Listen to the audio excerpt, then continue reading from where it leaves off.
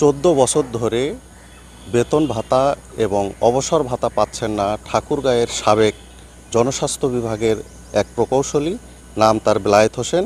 তিনি এখন ঠাকুরগাঁ প্রেস ক্লাবে অনশন শুরু করেছেন প্রধানমন্ত্রীর দৃষ্টি আকর্ষণ কামনা করে। বিশেষ করে দীর্ঘ 14 বছর ধরে তিনি অবসর ভাতা এবং বেতনের জন্য যে বিভিন্ন দপ্তরে ঘুরেছেন এবং সেখানে গিয়ে বিভিন্ন সময় তিনি হয়রানির শিকার হয়েছেন।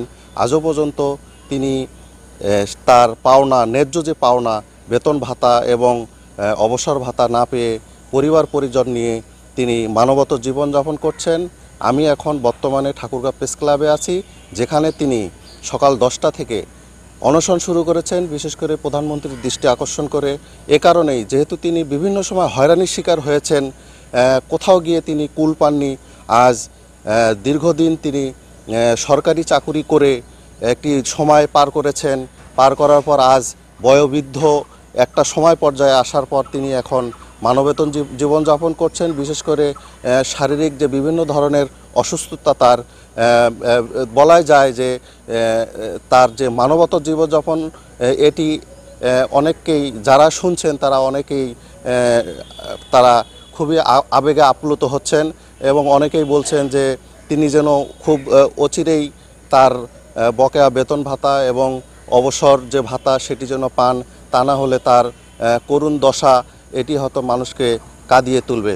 আমি এখন একটু সেই জনস্বাস্থ্য বিভাগের যে প্রকৌশলী রয়েছেন, আমি তার সঙ্গে একটু কথা বলবো। তিনি কিভাবে হয়রানির শিকার হয়েছেন এবং অবসর ভাতা কেনই বা তিনি পাচ্ছেন না। ওয়ালটন ফ্রিজ কিনে অনেকের মতো আপনিও হয়ে যেতে পারেন মিলেনিয়াল। সেরা পণ্যের সেরা অফার। আমি 1983 সালে জনস্বাস্থ্য প্রকৌশলী অধিদপ্তরে চাকরিতে যোগদান করি এবং 2010 সালে অবসরে যাই। আমার জুনিয়র যারা যখন চাকরিতে যোগদান করছে, তাদের চাকরির ধারাবাহিকতায় বেতন ভাতা এবং পেনশন পেয়েছে। অথচ আমার বেলায় বলা হচ্ছে আমার চাকরি 1 জানুয়ারি 2000 থেকে আমার চাকরি হিসাব করা হবে, আগের ধারাবাহিকতা আমার থাকবে না। আমার জুনিয়ররা যদি তাদের ধারাবাহিকতায় আগের বেতন, চাকরির ধারাবাহিকতায় বেতন ভাতা পেনশন পান, তাহলে আমি কেন পাবো না? আমার কি অপরাধ? আমি এখন, আমার বয়স এখন 72 বছর অতিক্রান্ত হয়েছে। আমি বিভিন্ন রোগে ভুগতেছি, আমার মিসেসও বিভিন্ন রোগে ভুগতেছে।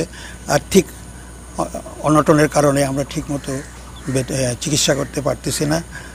আমাদের জীবনযাপন করা অতিষ্ঠ হয়ে গেছে, মানবিকভাবে জীবনযাপন করছি। আমার জুনিয়ররা যদি তাদের চাকরির ধারাবাহিকতায় বেতন পান, আমি কেন পাবো না? আমার কি অপরাধ? আমি আমার ন্যায্য পাওনার জন্য আমি বিভিন্ন অফিসে ঘুরেছি, কিন্তু কোথাও সুরাহা না পেয়ে আজকে আমি এই প্রেস ক্লাবের সামনে অনশনে বসেছি। আমি যেখানে গিয়েছি আমার এই ব্যাপারে সুরাহা চেয়েছি, কিন্তু তারা যে সমস্ত মানে অভিযোগ দেখাইছেন, বিভিন্ন রেফারেন্স দিয়ে বলতেছেন যে আপনার চাকরি এখান থেকে হবে, ওখান থেকে হবে না।